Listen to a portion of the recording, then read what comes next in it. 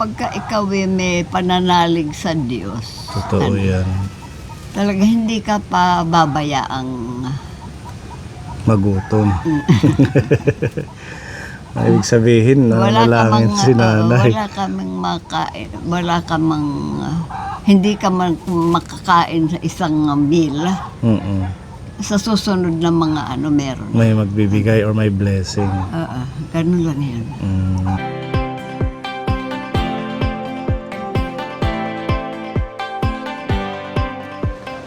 Nandito pa rin tayo sa may barangay Tabuk dito sa Borongan. May dala tayong ayuda. Yan, ang ating mga ayuda at pagmamahal ng ating napakabait na sponsor na si Tita Mel. Shout out po. Thank you sa inyong patuloy na suporta sa ating mga paglingap. Yan, ito na yung bahay ng isang lola.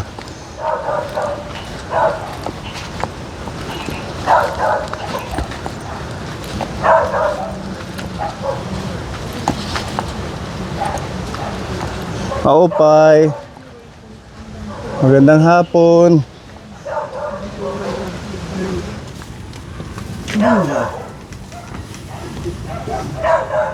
Hey Lola, magandang hapon. Magandang hapon din. Ayan si Lola. Ang tanim ngaran? Mida. Si Lola Mida ng Barangay Tabuk. Borongan Eastern Samar. Ilan taon na si Lola Mida? Mag-83. 83. Di kayo nakakakita? Ganun nga. Anong nangyari sa mata niyo? Ba't di na kayo nakakakita? Sakit lang. Sakit na glaucoma. Nagka-glaucoma kayo. Matagal na ho kayong hindi nakakakita. Matagal na. Hindi nyo na matandaan kung kailan. 72. 1972 nang mag-umpisa. So, ilang taon na kayo? 80. 83. So, nasa 20s kayo? 28. 28 years old. 83. Ang tagal na pala, nanay, no? Sobra na hinsay sintaan. Oo. Hinsay sinta. Ano ang umpisa niyan? Ba't hindi kayo nagpa-doktor dati? Or Nagpa-doktor. Kaya lang, dahil operasyon kasi ang sa akin, ang kailangan. Nananahi kasi ako noon. nananahi ka dati? Hindi naman kaya kasi dahil alam mo naman ang operasyon noon. Oo, dati mahal ang operasyon. Hindi tulad yan na may mga Libre-libre. Patingin po ng mata niyo, nanay, idilat niyo. Para siyang may mga puti, may nakaharang. Namumuti na lang yan dahil sa tagal. Itong bago hindi mo na napacheck up. Hindi na natingnan ng doktor. Natingnan, naalala mo ba si doktor?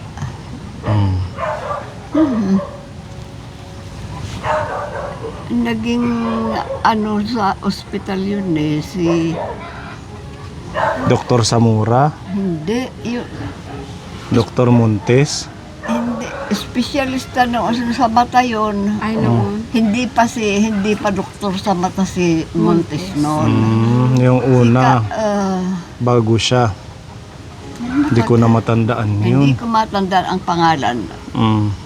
Amerikano kasi yun Naging, dito sa ospital, naging bumisita ng pera ng...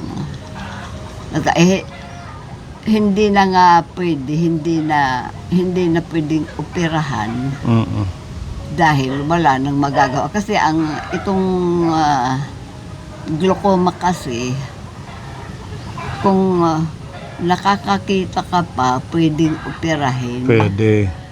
Dahil Pag hindi na, kung hindi na, wala ka Wala nang, na. wala ka nang, wala ka nang pag-asang makakita. Kasi ito, kung ano ang nakikita mo, ganun na lang siya.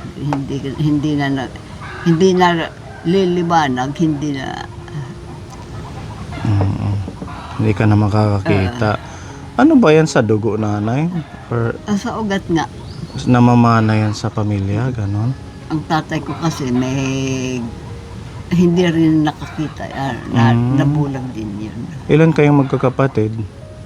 5. Sila okay naman yung paningin. 2 kapatid ko ang hindi tinamaan ng Glaucoma. ang ano daw ng glaucoma, halos 1/2 family Kalahati ang ng pamilya. magkakaroon. So kaya ganun yung dalawang kapatid mo meron. Pero bakit kami? Hindi. Bakit ang mga anak ko? Oh, yung mga anak Halos mo. ubos. Itong 4 na isa lang ang nakakita dahil naagapan. Naagapan. Kaya lang nakakita yung isa dahil naagapan nga, naoperahan Na-opera. agad. Tatlo hindi. Nagpatingin sa doktor pero hindi na nakaya. Kumbaga, hindi naagapan. Ganun pala ang glaucoma, mga mili. Hindi siya kagaya ng katarata na Pwedeng nauopera. Pwedeng makakita. na-opera din pwede ding operahan ang glaucoma. Kaya lang, dapat maagap. May Kumbaga may sight nakakakita ka pa, pa. may sight ka pa. Pag wala na, wala Pag wala ka nang magagawa. Talagang So may kasama kayo dito, nanay. itong apo ko. Yung apo mo. Andyan si kuya. Dito. Hello, kuya. Nag-aaral si kuya. Anong mo? Kurso mo? Electronics technology. Sa ISO. Anong year mo na? 3rd year. 1 taon na lang, no? Kasi 4 years yun. Makakatapos na. So, apo mo siya doon sa isang anak mo na nakakakita. Nasaan naman si nanay mo, kuya? Doon lang sa kanya. Sa baybay na katira. Sa baybay. So si kuya dito na lumaki sa'yo or kayo na yung... ikaw na yung... Sino nagpapaaral sa'yo, kuya? Tulong-tulong. Tulong-tulong. Buti may kasama kang apo. At least meron kang... Diba, hindi ka nakakakita. Meron mag-ano ng tubig. Kaya mo pa bang magsaing? Sino? Ikaw, nanay? Awa ng Diyos. Kaya Kaya. pa. Kapa Wala na na lang. lang isasaing. Wala lang sasaing. Paano yung pagkain ninyo? Halimbawa man nauubusan ng pambili or paano yung source ng pagkain? Madalas lang. Hindi, basta parang yung kasi May nagbibigay sa inyo. ganun. Pagka ikaw may pananalig sa Diyos, Totoo yan. talaga hindi ka pa babayaang Magutom. Ibig sabihin na nalangin si nanay. wala ka mang hindi ka makakain sa isang meal. Sa susunod na mga meron. May magbibigay or may blessing. Ganun lang yan. Sabi mo kanina kulang lang isasaing. Pero may dumarating na blessing. Sakto ang dating natin, may dala kaming bigas. Naisasaing na rin. Isasaing na kayo. Maganda na nandito yung apo mo, si ano tayong ngaran? Norwin?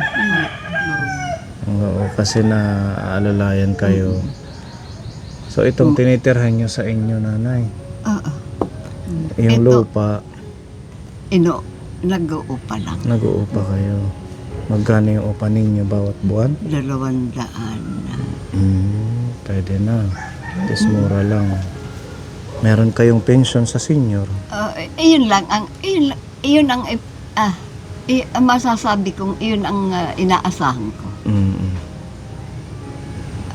Every 3 months nyo nakukuha yun. Ano? Hindi rin. Hindi. Kaminsan 6.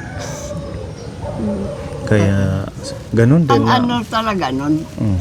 quarterly. Quarterly ang pagka bigay. minsan na didilatar. Mm-mm. Kaya inaabot ng 6 months. Pero naipapangutang muna hanggang sa Awanan niyo. hanggang sa dumating yung pension, pambayad Tulad ng na. pambayad ng light. Oo, may ilaw sila.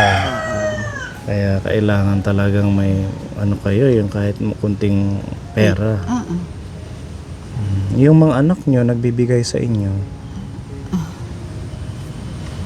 Pagka meron, may mga pamilyado din naman. Nandito sila sa Borongan.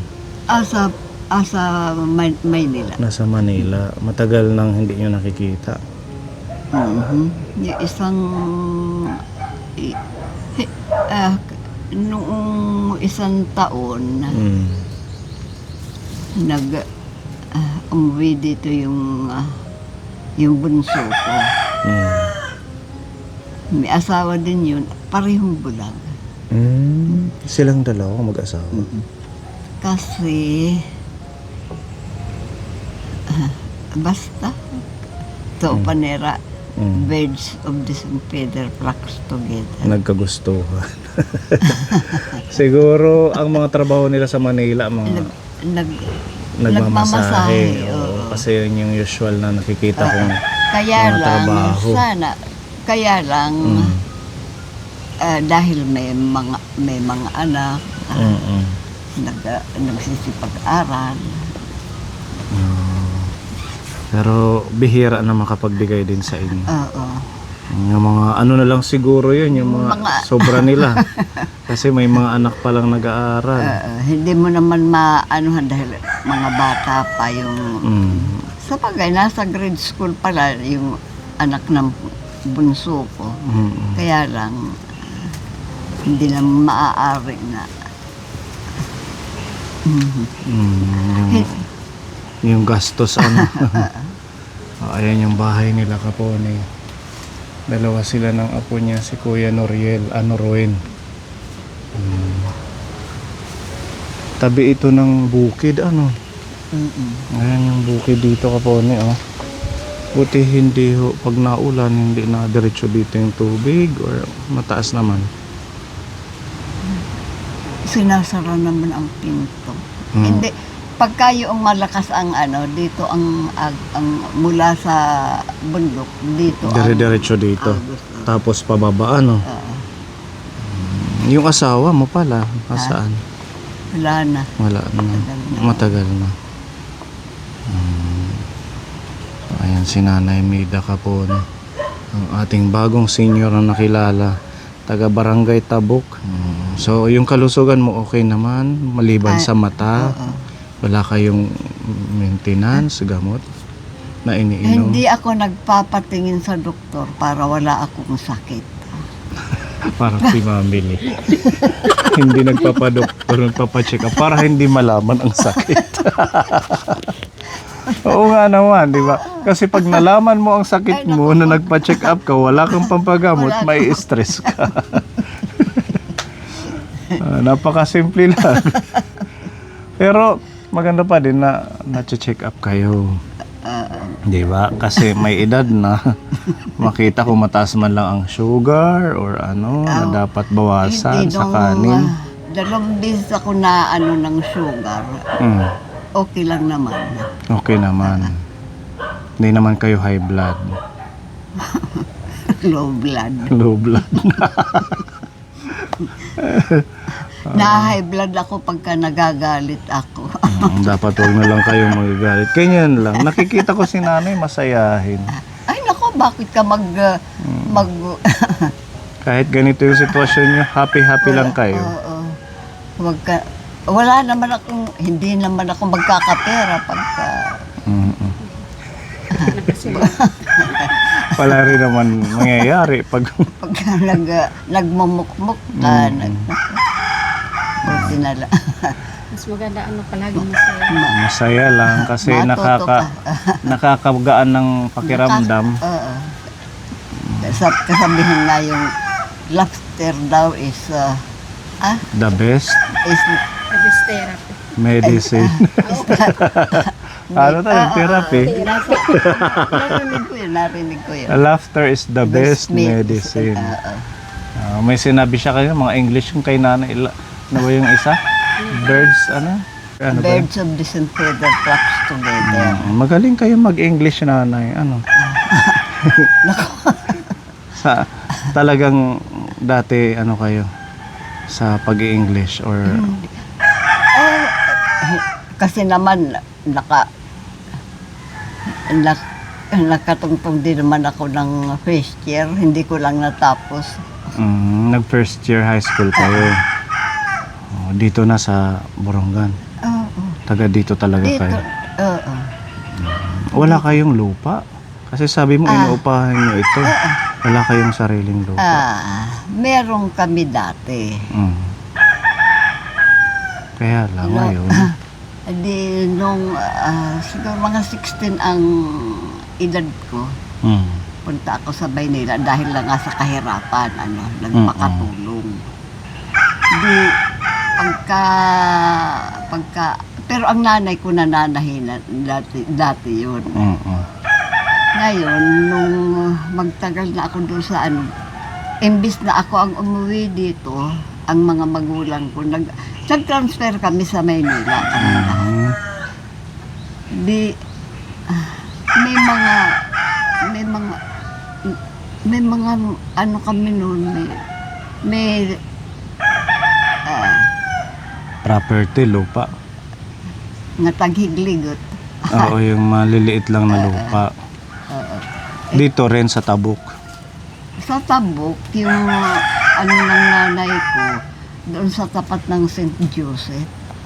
Dito, May sa Bungad. May bahay, may lupa ang nanay ko doon. Kaya lang, nung magkasakit nga ang tatay ko, lumabo ang mata, ipinagbili para maipa-opera. So nagamit na benta. Tapos yung may mga maliliit na ng lupa na parang tawag nga kapupuyongan. Kumbaga, Mga kayo yung nagki-caretaker ng lupa.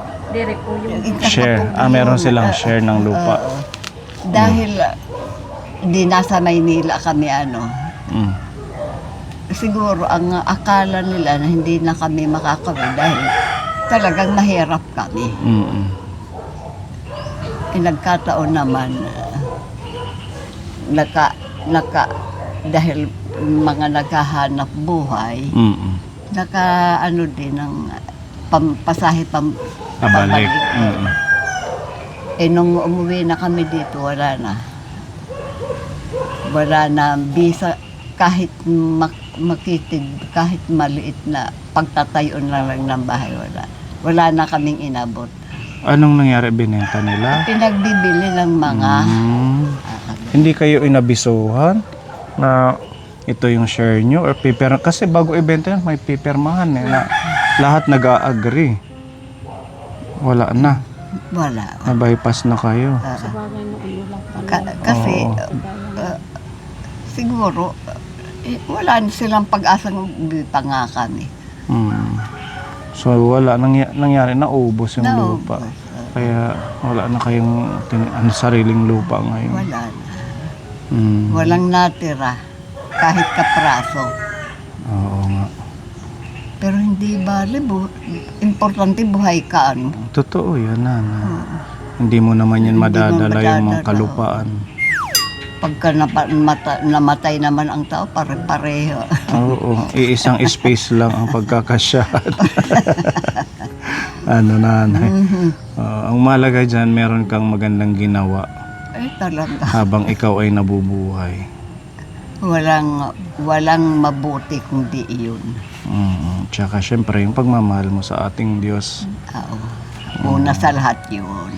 para ikaw ay laging ligtas kahit man ganito mahirap ang buhay.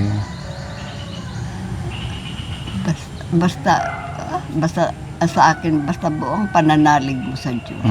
Totoo yan. Hindi ka talaga pababayaan. Amin, nanay. Tulad ngayon, wala kaming isasaing mamaya. Dumating kayo. Oh, di ba? It's Isang kaparaanan ng blessing Diyos. na yun, malaking pasasalamatan na yun. Oo, kumbaga dinala kami ng ating Diyos dito sa inyo. Sakto, meron kayong sasaingin. Ating Tita Mel, ayan, shout out Tita Mel, meron siyang pinapabigay na 2,000 groceries at bigas. O nanay, meron bigas dito. Oo, may mga prutas, saging, orange, apple. Itim ngipon, okay pa? Iisa na lang ang ngipin. Isa na lang. So, i-slice mo na lang kuya yung apple para yung katas naman ang importante dyan. O di kaya saging, may orange naman dito.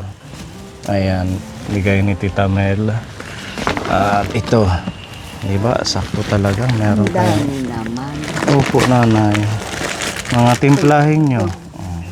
Kung Pampalakas. kung magmahal nga naman ang Panginoon, Oo, nanay. Talagang siksik liglig. umaapaw ka. Ayan. May mga pang-snack kayo.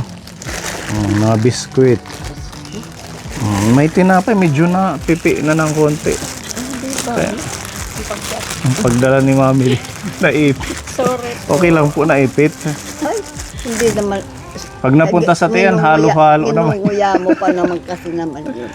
Ito pa tinapay, nanay. Tanggapin nyo ang pagmamahal ni Tita Mel. Meron dito miswa, udong. Pwede nyong gisahin, lagyan ng gulay.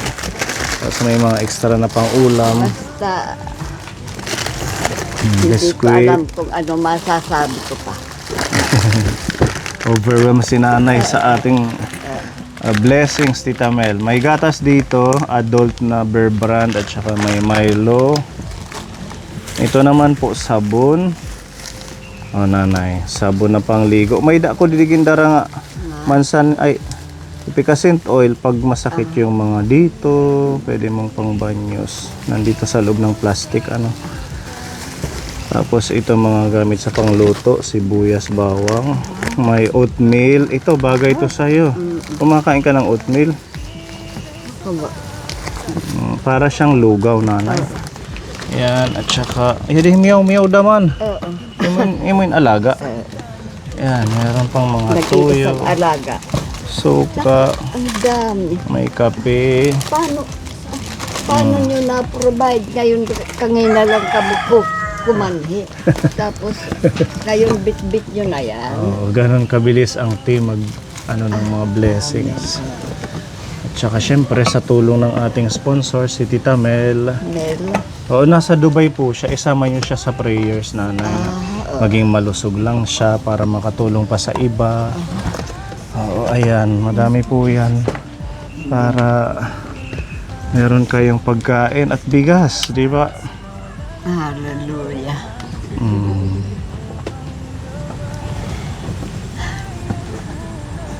Gusto kong maiyak sa saya.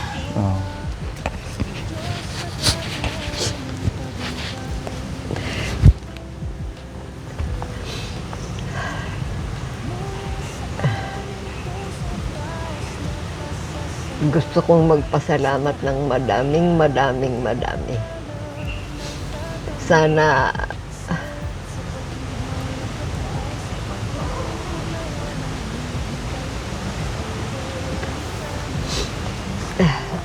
maging tuloy-tuloy itong tulong nyo sa mga mahihirap tulad ko. At lagi ka sanang samahan ng Panginoon sa iyong mabubuting gawa. Thank you po. Kanina dahil wala nga kaming isasaing. Dumating naman kayo. napaka, hindi ko masabi. Napakabait ng ating Diyos. Sino hindi sasaya sa ganitong blessing na darating sa'yo? At least kahit papaano may ibsan yung alalahan ninyo sa bigas. Tsaka ayan, maraming mga timplahin, ulam, tinapay, biskuit. Thank you. Salamat po din, Tita Mel. Unang-una po, papasalamat po ako sa Panginoon dahil ito nga sa binigay na blessing na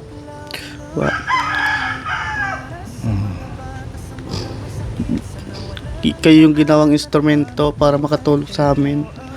At lalo na sa kanya din. Sana madami pa yung matulungan ng mga katulad nga namin ng mga mahihirap. At God bless na rin. Ayan, thank you kuya. At para meron pa kayong pambili ng extra na ulam, meron dito pinapabigay si Tita Marie. 500 pesos. Ay, Para makabili ka din ng sabaw or kung ano man, sinabaw na isda.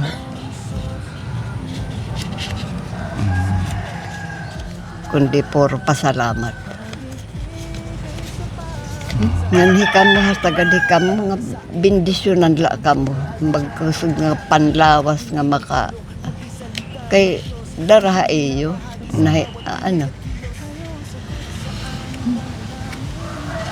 Thank you po nanay. Ayan, ano lang kami, tulay para sa pagtulong. Maging makusugla kamo. Maging ano lang sa biyahe sa mga mission, maging safe. Ayan, maraming salamat Tita Marie at Tita Mel.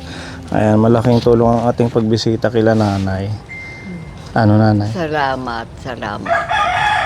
Walang anuman po. Okay, so God bless po. Salamat hangan. Walang anuman. Okay na.